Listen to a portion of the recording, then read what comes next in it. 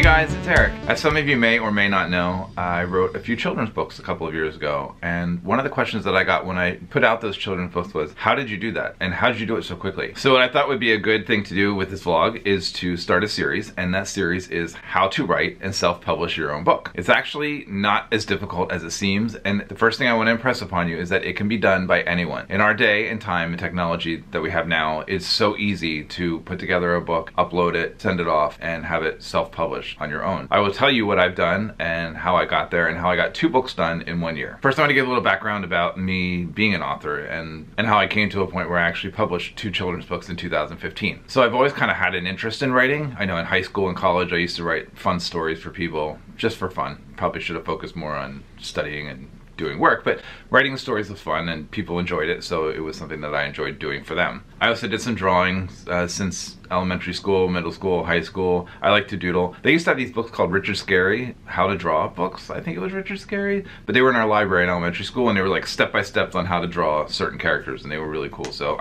that's the kind of drawer I am. I don't visually draw very well on my own. Well, I guess kind of. I mean, with some of the characters that I've developed, but I'm much better at looking at something and then drawing it. That's how I work. In college, I actually took a couple of creative writing courses because I changed my major my junior year to work on professional writing. Within that, there were a couple of creative writing courses that I took, and I think that definitely shaped where I was going in the future with writing. So one of those courses I had was creative writing fiction. So in that class, we had to write a couple of short stories, and we presented them like we read them in front of the class, and we gave everybody a copy, and then people went through and they marked what things they liked, what they didn't like.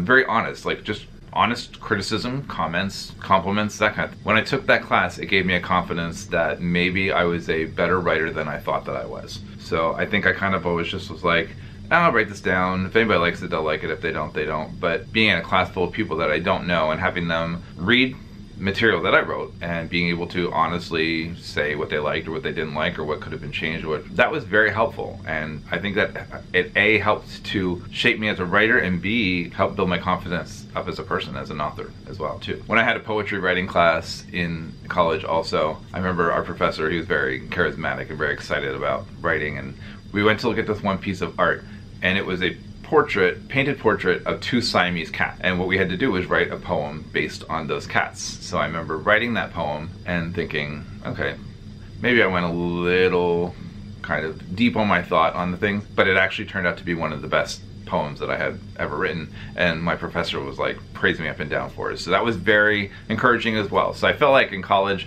in those formative years, whenever you are trying to find out what you're supposed to do and where you're supposed to go, those kind of influences were very important to shaping who I was becoming as an author. So fast forward a few years and not really having to do anything with that afterwards, I kind of thought that my life would take a direction towards music creatively, so I kind of focused on that for a while. It didn't, which is okay. I still like to do it. I still have fun doing music on my own, but as far as the books are concerned, the books took a back seat for a while. And then Jackie's mom kind of started stirring up an interest in me again. She actually bought me, I want to show you, but she bought this for me for, I can't remember if it was for a birthday or for Christmas, but it's called Illustory. And it was a kind of make your own children's book quick guide type thing. And what you do is you fill in the pages and then you send it off and they print the book for you. It was neat. It kind of put some ideas in my head, some good children's stories. I always thought that if I did write, that maybe children's stories was my avenue. I think that was a good tool to kind of get me going with some thoughts. Fast forward a few more years of not really doing anything. I think that was 2007 she got that for me. So it's now 2012 and the children's author idea is starting to stir up in me again. I started to kind of doodle out some ideas. I started doodling some characters. I started to put together some storylines. Being where we were and what we were doing, there was a lot of very different things going on. So one of the things that I thought was, how can I take 2 very, very different things and kind of make them work together? One of the books that I wrote is Pig and Penguin's Party Planning Problems. I know it's a lot of P's, but we'll get into that more. That's a whole separate vlog about the books themselves. One of the things I came up with there was a pig and a penguin, who are 2 very different animals, very different, the way they live, where they come from, what they eat, all that, whatever. But how could these 2 very different things be friends? Initially, the story kind of started at that point, and it evolved into something else and more of a storyline with characters. And one of the ways that I brainstorm is I have a drawing pad, and so I started with Pig and Penguin. I'll show you here. See, that's what they used to look like when I first started, and then of course I started writing text next to it just as I was getting ideas. But I actually started calling it the interestingly opposite worlds of pig and penguin. And it was going to be a story about two animals who are very different, but how they can still be friends. So then I started writing ideas here and there, whatever, life. And then 2015, I'm like, I'm gonna do it. I finished the story, I typed it up, and then I started finding out all this information about different ways that I could self-publish the book on my own. It was really inspiring to me. After a few months of getting up very early and working on the drawings, and I will show you how I do those as well, Pig and Penguin was done. It came out in June, and then a few months later after that came out When You See a Dragonfly. So there were 2 books in 1 year that I completed. The support was great. One of the things I want to show you is at the Hershey Library, how my books are in the library now. But I don't want to talk too much about the stories of the books now. Like I said, that's a whole separate vlog. We'll do that another day. So here's the piece where I come in and inspire you to get up and do your book that you've been thinking about. How did I write a book? I just did it. I don't know how the creative process works, whatever. It's creativity. It just happens. You just start writing ideas down. You start writing a little bit here, a little bit there, and then I kind of took some time to actually sit down and kind of develop a storyline. You get some paper, you get some pencils or pens, and you just start writing. Or you get your laptop and you open Word and you just start typing. You will surprise yourself with the own ideas that you come up with, which I totally did. When I was developing Pig and Penguin, it actually came from those little illustrations that I showed you before, a pig and a penguin. And I drew them, and I was like, oh, well, what would they do that's similar? What would they do that's different? And that's how I started to develop that story. After you have your idea, start thinking of a structure to your story. Start plotting it out. Is there a beginning? Is there a middle? What happens at the end? Is there a big, moment where things change? In children's stories, I found that there is kind of like a structure where you want to be introduced to characters, you want to kind of know what the problem is in the beginning, you want to see the big, how everything worked together or didn't work together, and then of course how everything becomes resolved in the end. So that's what's worked for Pig and Penguin. I'm working on a couple other stories as well, and they all sort of follow that same structure, because that's what happens in a lot of children's books that people like to read. So it's just a good format and a good structure to go with. So after I was done writing the story, what I did was I then typed it up. I printed it out, I read it, and I read it again, and I read it again, and I checked for errors, and I checked for grammatical mistakes. I wanted to keep the flow of the story moving. Is that something that's happening within my story? So then I went back and checked it again. Of course, many revisions, and then I printed it out. And then here's the part that comes where you will get your first honest feedback. I want you to print it out and give it to a friend. Give it to a friend to read it. Give it to somebody who's your cheerleader, because that's going to inspire you, okay? They're going to tell you all the good things about the story that they liked.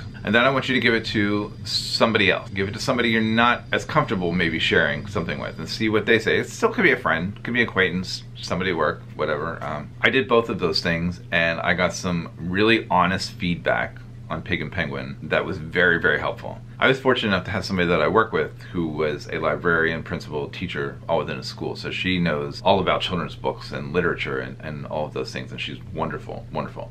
I gave her a copy to proofread, and she went through and caught things that I didn't catch. And she was very honest about, I think this would flow a little bit better here. This part is excellent. Maybe you want to put this here, change this there. Oh, you could take that out. You don't need that. And it was very, very, very helpful to my story. So find somebody like that that you trust, that can be honest with you. Find a good proofreader. And then after it's proofread and you think you've got it down, then I will show you the next step on what to do tomorrow. I actually use a program, and I will tell you this much. I use a program on Amazon called CreateSpace, and CreateSpace allows you to put together your text and your pictures into a book form and upload it and send it off to have a self-published book made on your own. The great thing about CreateSpace is that since it is an Amazon company, they only print to order. So as somebody orders one, they print it and ship it out. So it's not like you have crazy overhead of having to publish out 500, 1,000, 5,000 books that then you have to sell on your own. CreateSpace.com. I will get more into that tomorrow as well, because that's a huge, huge chunk of self-publishing your own book. The other aspect of the book that I want to talk about was illustration. I am not by any means artist, award-winning artist, but illustration. So doodle, we're gonna go with this. You start with doodling, doodle out your ideas. Like for Pig and Penguin, I drew pigs and I drew penguins, and I drew the way pigs look differently, and I drew penguins looking differently. Because there's so many of them out there, and there's so many different ways that people have already perceived in their mind what a cartoon pig would look like, or what a cartoon penguin would look like. But you have to come up with your own. So after doodling and doodling, I kind of started to get into a format of drawing. Okay, these are two of my favorites. So, I mean, you can see, here's my doodle of Pig and Penguin. This is actually from the cover.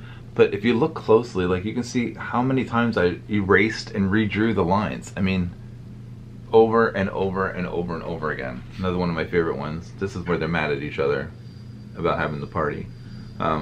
But again, like drawn dark lines over top to finally get to where it needs to be. Don't knock your first try on drawings. Just keep drawing and keep practicing. Eventually you're gonna get some consistent looking characters that are gonna be easy to put into your book. The last quick element I'm gonna say about the drawings and the illustrations for the book right now is that I definitely used Photoshop. I admit it, they're Photoshop, but Photoshop is an excellent tool for cleaning up your lines, for coloring. I can't do those kind of drawings well enough on my own to just do one and just put it out there and it'd be done. Like, I needed help, and I got some help. And Photoshop was an excellent tool to use that, and I will show you how to use Photoshop in the next vlog, not tomorrow's, but the vlog after that. So I'm gonna do these in pieces. Today's the background, today's the writing the story, getting everything put together. Tomorrow will be putting the story together in CreateSpace, and then I will do some illustrations and some drawings and how I did those in Photoshop as well. And putting it all together and shipping it off, self-publishing, and getting some press for your book. I can also give you some clues for that. This is a great intro to the story. I'm gonna show you all these things. It's a really great process, and once you have a completed copy in your hand, you're like, wow. Like, I mean,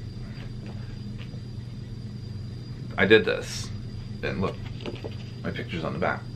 Much skinnier picture 4 years ago. We're working on that too, but I did this, and it's rewarding to see it, and I have other ones that are like it, and they could actually be in a series too, if I could get some more done. But, you know, just a quick flip through here. Oh, proof, because this is my proof that the company sent me. I can't really show you too many pictures because I don't want to bend it either, but so there's some pictures from Pink and Penguin, and then Dragonfly. Like, here's actually, this is the original proof of Dragonfly, the original cover, and we changed it because we didn't want to give away too much of the story just from reading, just from looking at the title of the book. But I mean, there's some nice pictures in there too. I'll show you how to do all that, and then this is the final copy of Dragonfly. This is what it looks like now. All of these books are still available on Amazon. Like I said, there's an Amazon company that runs them. They're there and they hold them there, and then whenever people order, they print and ship them out to you. So I will put the link for those books in the description below. One quick tip too that I will let you know is that when you reuse CreateSpace, you do have the option to put onto other major online booksellers. Like, these are available on Barnes & Noble. They're available on BAM, Books A Million, if you don't. But there are other outlets that you can order them from too. So I guess what they kind of do is they kind of all work together. So if somebody orders it from Barnes & Noble, they go to CreateSpace, and then it's printed and it's shipped out, and everybody gets a chunk of the money, and it's great. All right, guys, that's all I got for today. I'm definitely looking forward to talking tomorrow with you about how to actually write the book and put it together in CreateSpace. That is definitely going to be a very interesting blog, and the next step on how to do this. Please, please, please put your questions in the comments below. I would love to help. The reason I'm doing this is because whenever I did it, so many people asked me, and I was welcome to share that knowledge. So please, if you have questions, put them below. I will gladly answer. I always check comments and questions and always write back. All right, guys, until tomorrow, that's all we got for today. See ya. Thanks.